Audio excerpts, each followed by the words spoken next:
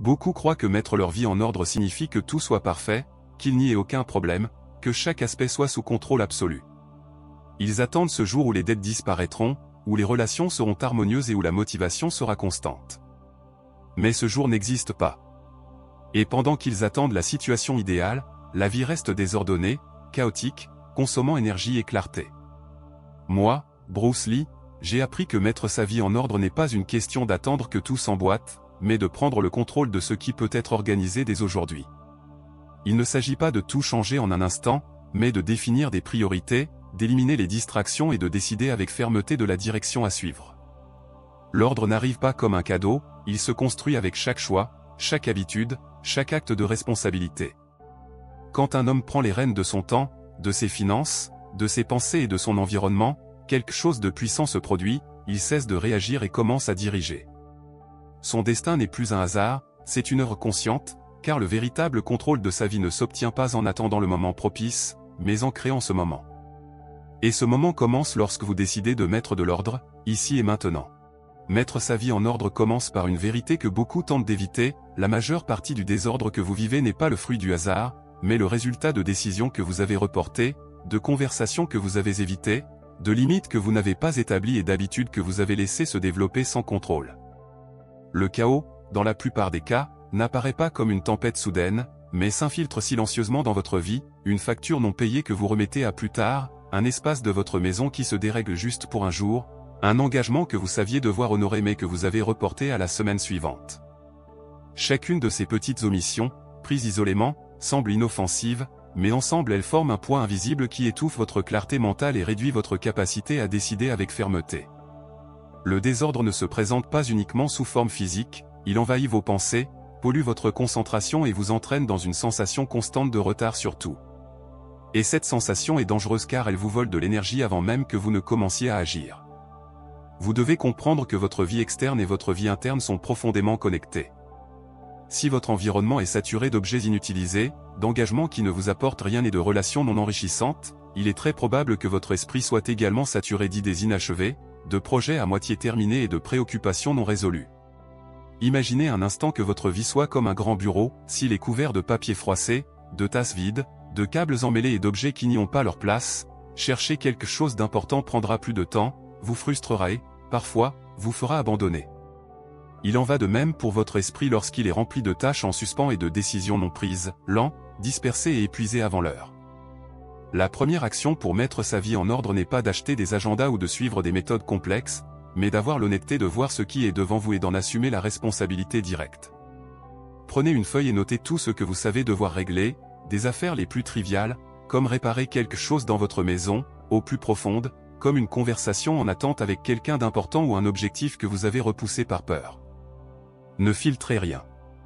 Lorsque cet inventaire est devant vous, quelque chose de puissant se produit, l'intangible devient concret, ce qui était auparavant un nuage flou de stress se transforme en une liste claire d'actions. Et à ce moment-là, pour la première fois, vous cessez d'être une victime d'un chaos invisible et devenez l'architecte capable de redessiner votre environnement. Mettre de l'ordre ne consiste pas simplement à enlever ce qui est en trop, c'est aussi choisir ce qui reste et pourquoi. Pour cela, il faut un filtre impitoyable, cela me rapproche-t-il de la vie que je souhaite ou m'en éloigne-t-il ? Appliqué avec sincérité, cette question fera apparaître clairement que beaucoup des choses, personnes et habitudes qui font partie de votre quotidien ne méritent pas d'y rester. Mais lâcher prise n'est pas facile, il faut du courage pour affronter le vide laissé par ce qui part. Cependant, garder ce qui vous limite coûte bien plus cher que de s'en libérer. L'ordre exige de la discipline et la discipline a toujours un prix, un inconfort temporaire en échange d'une liberté durable. À mesure que vous commencez ce processus, vous remarquerez quelque chose d'étonnant. Au début, vous aurez l'impression de ne pas avancer, que la liste est interminable, que chaque pas à peine réduit le poids que vous portez, mais si vous persistez, vous commencerez à percevoir une transformation silencieuse. La pression dans votre esprit diminuera. Votre énergie reviendra et, surtout, vous verrez que ce qui semblait auparavant un monstre incontrôlable se fragmente en morceaux gérables. Chaque affaire résolue, chaque espace organisé, chaque engagement tenu est une déclaration silencieuse, je décide, je contrôle, je dirige. C'est le véritable début d'une vie en ordre. Lorsque vous cessez de réagir aux problèmes et commencez à concevoir la trajectoire de votre destin, un jour à la fois, une décision à la fois, jusqu'à ce que le chaos ne soit plus le maître de votre histoire. Mettre sa vie en ordre n'est pas un acte isolé, c'est un processus qui nécessite de la clarté dans les priorités. Le problème est que la plupart vivent en réagissant à l'urgence plutôt qu'en agissant sur l'important. Ils courent d'un engagement à l'autre, d'une distraction à l'autre, éteignant des incendies qu'ils ont souvent eux-mêmes provoqués en n'ayant pas prévu le problème à temps. Ainsi, leur énergie se consomme dans des tâches qui ne les rapprochent d'aucun objectif réel. La conséquence est un cycle d'épuisement et de frustration qui se répète sans cesse. Pour le briser, il est indispensable de comprendre que tout ce qui réclame votre attention ne mérite pas forcément votre attention. Apprendre à discerner entre ce que vous devez faire et ce que vous pouvez simplement faire est une compétence qui transforme complètement votre productivité et votre paix intérieure. Le premier pas pour définir les priorités est d'accepter que le temps est votre ressource la plus précieuse et aussi la plus limitée.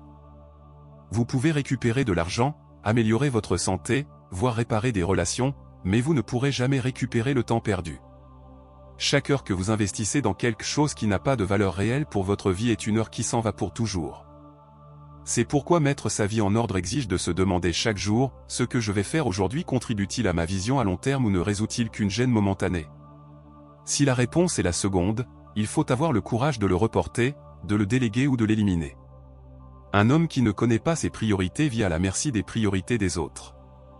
Il y aura toujours quelqu'un qui voudra votre temps, votre attention, votre énergie, et si vous n'établissez pas vos limites, le monde le fera pour vous.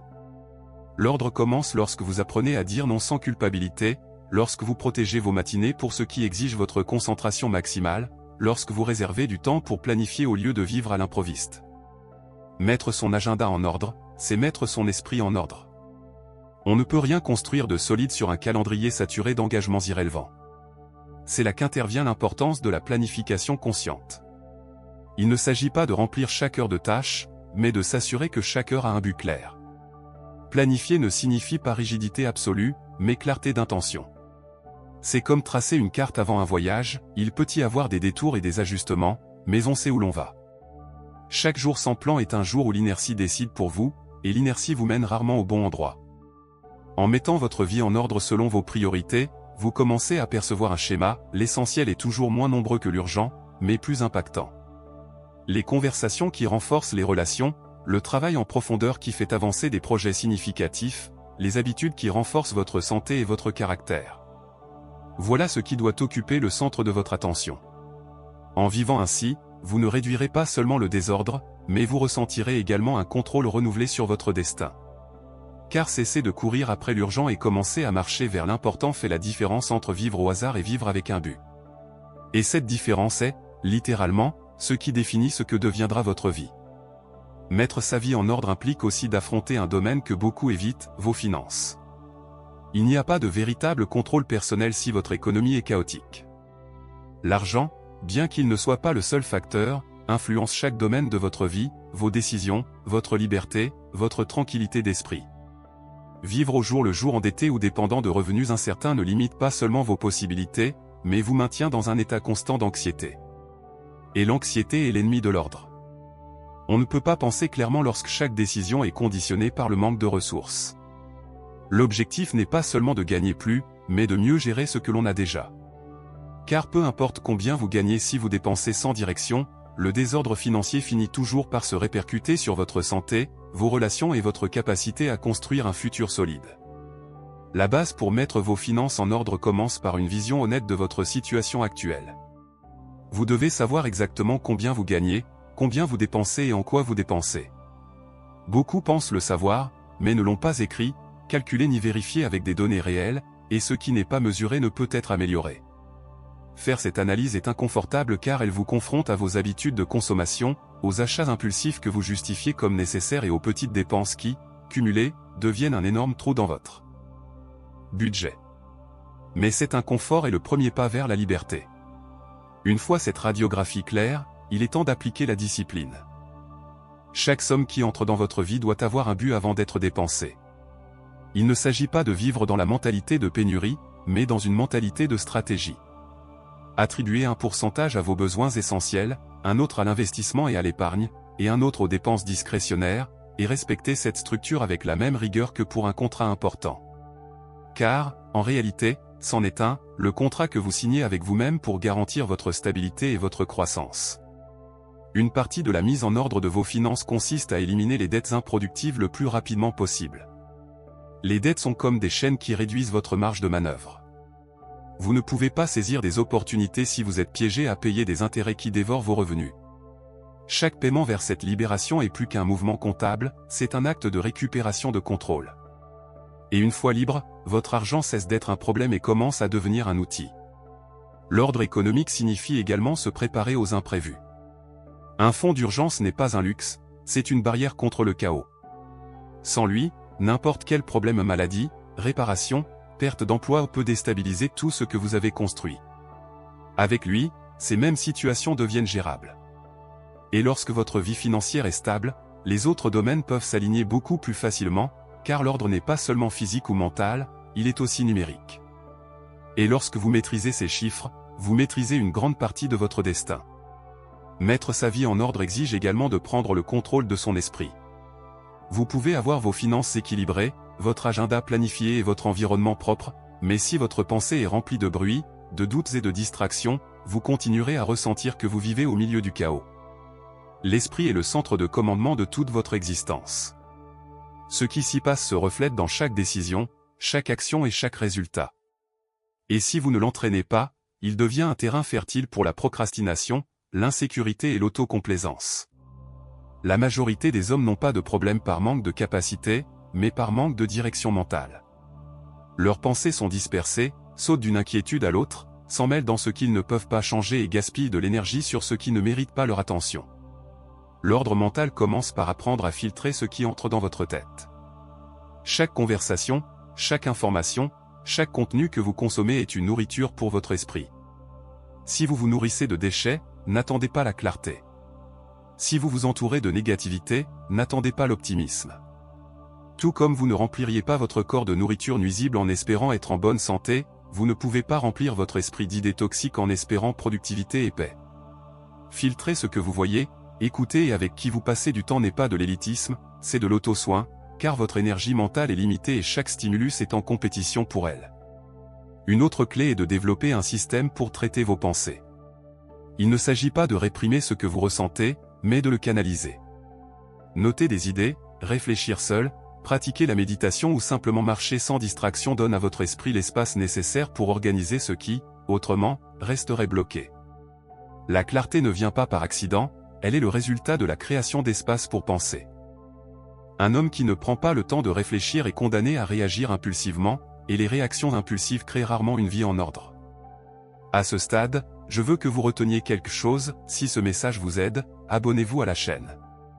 Vous y trouverez des outils constants pour renforcer votre esprit et diriger votre vie avec intention.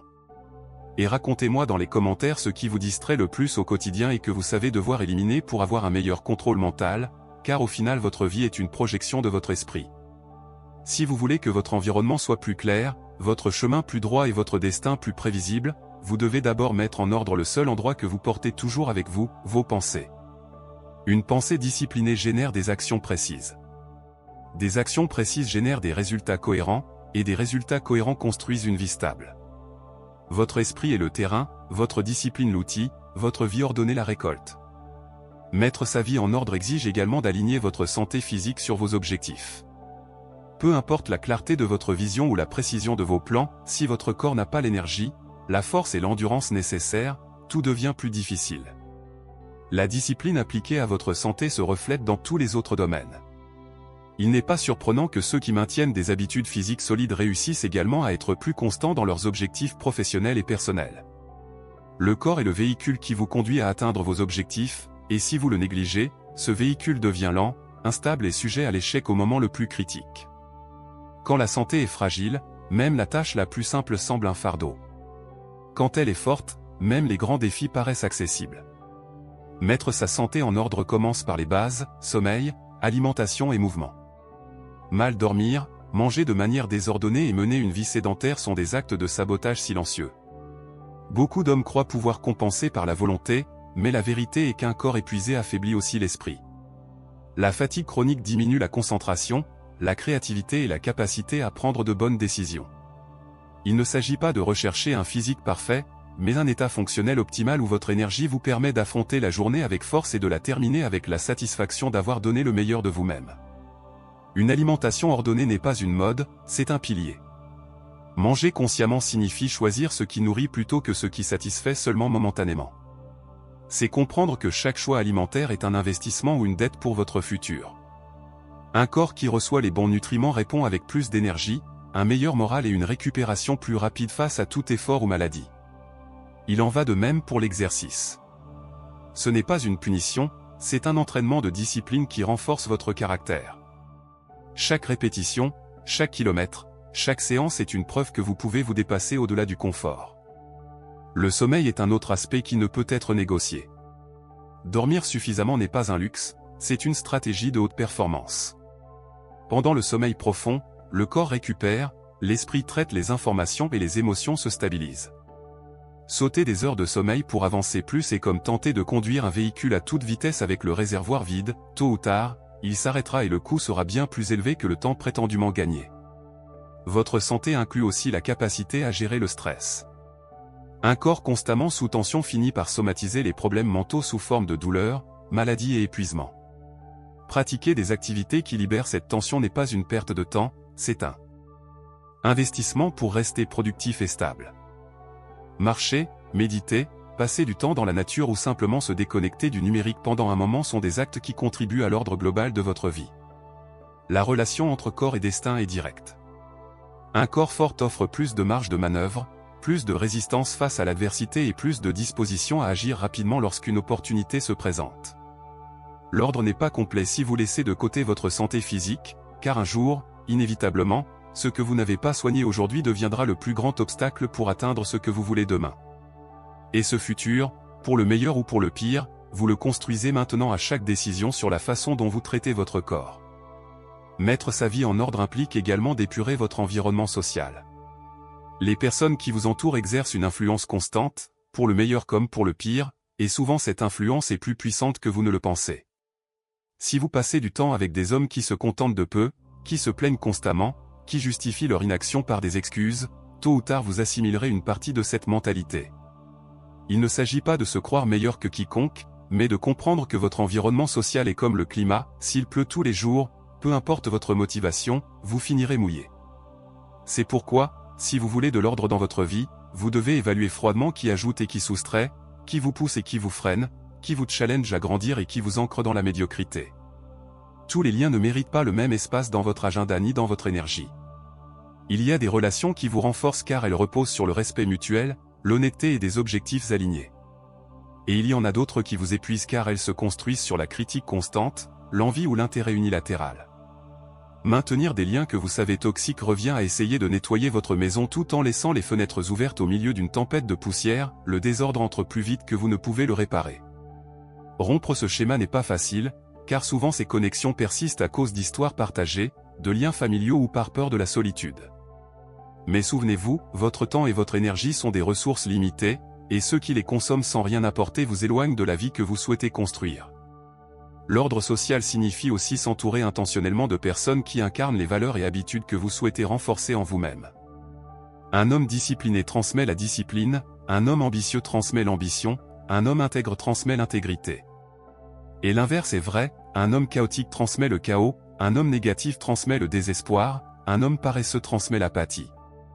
Les gens agissent comme des miroirs reflétant et amplifiant ce qui est déjà en vous, pour le meilleur ou pour le pire. C'est pourquoi chaque interaction doit passer par un filtre. Cette personne me rapproche ou m'éloigne de ma meilleure version. Si la réponse est qu'elle m'éloigne, la distance est une forme de soin de soi. Il ne s'agit pas de vivre isolé, mais d'être sélectif. Vous pouvez continuer à avoir des connaissances, des membres de la famille et des collègues qui ne partagent pas vos principes, mais votre cercle intime, celui qui influence vos décisions et votre vision, doit être composé d'hommes qui respectent votre chemin et vous inspirent à vous dépasser. Ce cercle agit comme un système de soutien, un réseau qui vous soutient lorsque vous doutez, qui vous pousse lorsque vous faiblissez et qui vous confronte lorsque vous vous écartez. Sans ce soutien, maintenir l'ordre devient une lutte difficile. Avec lui, chaque pas vers vos objectifs se sent plus sûr. Au final, mettre de l'ordre dans votre vie sociale ne signifie pas couper des liens par caprice, mais créer un environnement humain qui renforce le meilleur de vous-même et qui ne tolère pas votre médiocrité. Car le véritable ordre n'est pas seulement interne, il se construit également dans l'écosystème qui vous entoure. Et lorsque vous choisissez consciemment qui entre dans cet écosystème, vous choisissez en grande partie la qualité de la vie que vous aurez à l'avenir. Mettre votre vie en ordre exige également de définir un objectif clair. Il ne suffit pas d'avoir de la discipline, des habitudes saines et un environnement ordonné si vous ne savez pas où vous allez. Une vie sans objectif défini devient une série d'occupations vides qui, même si elles vous maintiennent actif, ne vous mènent à aucune destination qui vaille la peine. Un homme sans objectif est toujours occupé, mais progresse rarement. Ses journées se remplissent de tâches déconnectées entre elles et, malgré ses efforts, il finit par sentir qu'il n'a accompli rien de vraiment significatif. L'objectif est l'axe qui aligne toutes les pièces de votre vie et leur donne un sens. C'est ce qui transforme l'action en progrès et le progrès en satisfaction réelle. Définir un objectif n'est pas quelque chose qui se fait en 5 minutes, ni quelque chose que l'on copie de ce que les autres considèrent comme précieux.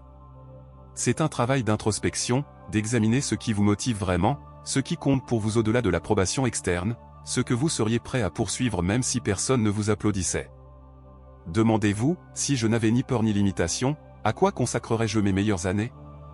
La réponse à cette question est un indice direct vers votre objectif, et une fois que vous l'avez clair, chaque décision, chaque habitude et chaque relation doit être évaluée selon qu'elle vous rapproche ou vous éloigne de ce destin. Un objectif solide est comme une boussole en pleine tempête. Il n'élimine pas les obstacles, mais empêche de se perdre. Il y aura des jours où vous vous sentirez fatigué, confus ou frustré, mais si votre objectif est bien défini, vous saurez que cette fatigue fait partie du chemin et n'est pas un signal pour abandonner. Au contraire, lorsqu'il n'y a pas d'objectif, toute difficulté semble une raison de renoncer. Sans direction, les problèmes paraissent plus grands et les victoires plus vides. Pour maintenir votre objectif vivant, vous devez l'alimenter avec des actions concrètes. Il ne suffit pas de le garder écrit ou de s'en souvenir dans des moments de motivation, il doit devenir un critère de sélection quotidien. Si une activité ne contribue pas à votre objectif, elle vous vole du temps et de l'énergie qui pourraient être consacrés à ce qui compte réellement. Ce filtre implacable est ce qui fait de l'objectif un outil réel et non un simple idéal inspirant. Lorsque vous vivez avec un objectif, l'ordre surgit naturellement. Les priorités deviennent évidentes, les distractions perdent leur force et les tentations deviennent plus faciles à résister, car vous savez que chaque minute compte et que vous ne pouvez pas vous permettre de la gaspiller dans ce qui ne vous rapproche pas de votre but. L'objectif donne à votre vie une narration cohérente. Chaque chapitre a du sens, chaque effort a une raison. Et lorsque ce sens est présent, la motivation cesse d'être un élan passager et devient une force constante qui vous pousse même dans les jours les plus difficiles. C'est le véritable pouvoir de vivre avec un objectif clair, il transforme l'ordre en mode de vie et votre destin en un choix conscient. Mettre votre vie en ordre signifie également assumer un engagement inébranlable envers la constance. Il n'y a pas d'organisation durable si elle n'est appliquée que dans les moments de motivation ou lorsque les circonstances sont favorables. La constance est le pont entre le plan et le résultat. C'est ce qui transforme les bonnes intentions en habitudes solides et les habitudes en résultats durables. Sans constance, tout ce que vous avez mis en ordre s'effondre facilement, car l'inertie naturelle du désordre attend toujours le moment où vous baissez votre garde pour reprendre le terrain. Maintenir l'ordre exige une vigilance active, un sens des responsabilités qui ne dépend pas de l'envie du moment, mais d'une décision ferme de ne pas reculer. La constance n'est pas une vertu passive, c'est une action répétée même au milieu de l'inconfort. Cela signifie se lever tôt même lorsque l'on n'en a pas envie, suivre sa routine de travail même fatigué, rester fidèle à son budget même lorsqu'une tentation coûteuse apparaît. Et c'est ici que beaucoup échouent, ils confondent motivation et engagement. La motivation fluctue, l'engagement demeure. Un homme engagé envers l'ordre n'attend pas de se sentir inspiré, il agit parce qu'il sait que le prix d'interrompre sa discipline est trop élevé. Chaque fois qu'il cède à la paresse ou à la distraction, il ne perd pas seulement une journée, il érode son propre caractère et envoie à son esprit le message que ses standards sont négociables. Maintenir la constance nécessite des systèmes. Vous ne pouvez pas dépendre uniquement de votre mémoire ou de votre volonté. Établir des rappels, utiliser des outils d'organisation, planifier à l'avance et créer une routine solide sont des mécanismes qui vous soutiendront même dans les jours difficiles. Et le plus important, revoir et ajuster ces systèmes régulièrement pour s'assurer qu'ils continuent de fonctionner. L'ordre n'est pas quelque chose que l'on atteint puis laisse en pilote automatique, c'est quelque chose que l'on entretient et renforce constamment. Il est également essentiel d'apprendre à gérer les revers. Il y aura des jours où, par des circonstances hors de votre contrôle, l'ordre sera rompu. L'important n'est pas d'éviter chaque erreur, mais de revenir rapidement sur le chemin. La différence entre un homme qui vit ordonné et un homme qui vit dans le chaos n'est pas que le premier ne se trompe jamais, mais qu'il se relève plus vite et ne laisse pas une erreur devenir une habitude. Perdre une journée ne signifie pas perdre le cap, tant que vous agissez immédiatement pour reprendre votre système. La constance se renforce lorsque vous comprenez que chaque action, aussi petite soit-elle, est un investissement cumulatif. Ranger votre bureau aujourd'hui peut sembler insignifiant, mais si vous le faites chaque jour, vous empêchez le désordre de vous rattraper. Respecter votre entraînement physique peut ne pas montrer de résultats immédiats, mais au fil des mois et des années, il transforme complètement vos capacités et votre santé. Maintenir vos finances sous contrôle peut sembler un sacrifice, mais avec le temps, cela vous donne la liberté de prendre des décisions sans peur. En fin de compte, la constance n'est pas un acte héroïque occasionnel, c'est un pacte silencieux avec vous-même de ne pas laisser l'improvisation ni la négligence gouverner votre vie. C'est accepter que l'ordre, une fois atteint, doit être protégé avec la même détermination avec laquelle il a été conquis. Et c'est comprendre que votre destin ne se construit pas en un seul moment d'effort, mais dans des milliers de petits moments où, malgré tout, vous décidez d'avancer. Lorsque vous faites de la constance votre allié, l'ordre cesse d'être un objectif et devient une façon naturelle de vivre, et avec cela votre contrôle sur le cours de votre vie devient pratiquement inébranlable. Mettre sa vie en ordre implique également d'apprendre à gérer le changement et l'incertitude. Peu importe combien vous organisez, planifiez et structurez, il y aura des moments où la vie vous présentera des tournants inattendus, des opportunités qui n'étaient pas dans vos plans, des obstacles que vous n'aviez pas prévus, des pertes qui vous obligent à repenser votre chemin. C'est là que beaucoup d'hommes échouent, car ils confondent ordre et rigidité. Ils croient que contrôler signifie que tout se passera comme ils l'imaginaient, et lorsque la réalité brise cette attente, ils sentent que tous leurs efforts ont été inutiles. Le véritable ordre n'est pas une structure fragile qui s'effondre au premier choc, c'est un système flexible qui peut s'adapter sans perdre son essence. Accepter que le changement est inévitable vous donne un avantage. Lorsque vous comprenez que l'incertitude fait partie du processus, vous cessez de résister et commencez à vous préparer à la traverser. Cela signifie avoir des plans alternatifs, développer des compétences qui vous permettent de vous mouvoir dans différents scénarios et, surtout, renforcer votre mentalité pour ne pas rester paralysé face à l'inattendu. Un esprit entraîné à s'adapter peut voir des opportunités au milieu de la crise, tandis qu'un esprit rigide ne voit que des problèmes. Et en pratique, l'adaptabilité est une extension de l'ordre. Il ne s'agit pas de maintenir tout identique, mais de garder le contrôle de l'essentiel, même lorsque le reste change. Gérer le changement requiert de la clarté sur ce qui est négociable et ce qui ne l'est pas. Vos valeurs, votre intégrité, votre objectif, ceci ne bouge pas. Mais les méthodes, les stratégies et les chemins pour atteindre vos buts peuvent s'ajuster. Un homme qui sait différencier l'essentiel de l'accessoire peut redessiner son plan sans perdre sa direction. En revanche, celui qui tente de s'accrocher à chaque détail de son plan initial se frustre et s'épuise inévitablement. L'ordre n'est pas une prison, c'est un cadre qui vous permet de bouger avec sécurité dans l'incertitude. Vous devez aussi comprendre que le changement ne sera pas toujours confortable. En fait, il se présentera souvent sous la forme de perte ou d'inconfort, changer de travail, déménager, mettre fin à une relation, commencer un nouveau projet. Tout cela peut sembler une rupture de l'ordre.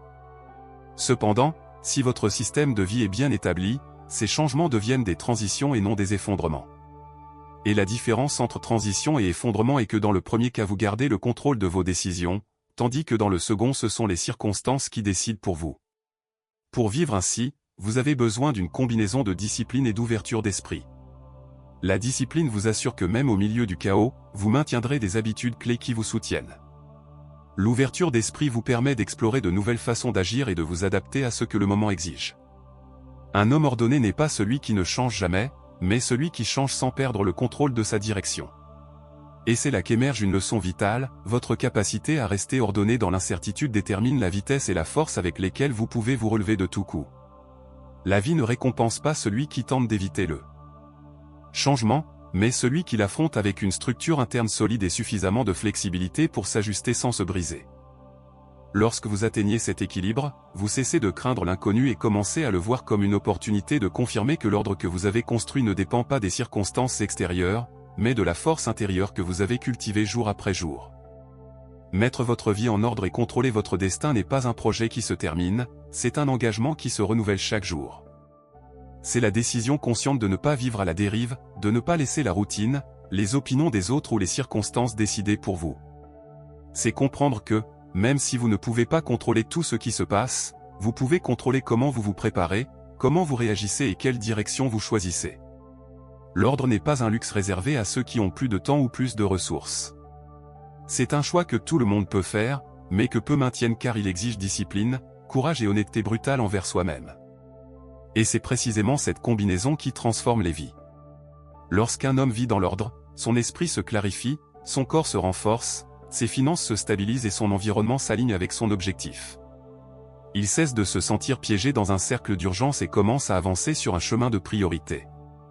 Chaque pas qu'il fait a du sens. Chaque action est connectée à sa vision à long terme. Il ne poursuit plus chaque distraction qui apparaît, car il sait que chaque minute compte et que son temps est trop précieux pour le gaspiller dans ce qui ne le rapproche pas de son but. Et cette clarté lui donne une force que les autres ne comprennent pas, la force de savoir exactement pourquoi il fait ce qu'il fait. Contrôler son destin ne signifie pas que tout se passera parfaitement, cela signifie que, quoi qu'il arrive, vous resterez l'architecte de votre vie. Les revers deviennent des leçons, les chutes deviennent des marches, les pertes deviennent de l'espace pour quelque chose de meilleur. L'ordre fournit un cadre à partir duquel chaque expérience, même la plus dure, peut s'intégrer à votre croissance, et cela vous rend pratiquement indestructible, car vous ne dépendez plus de la facilité du monde pour avancer.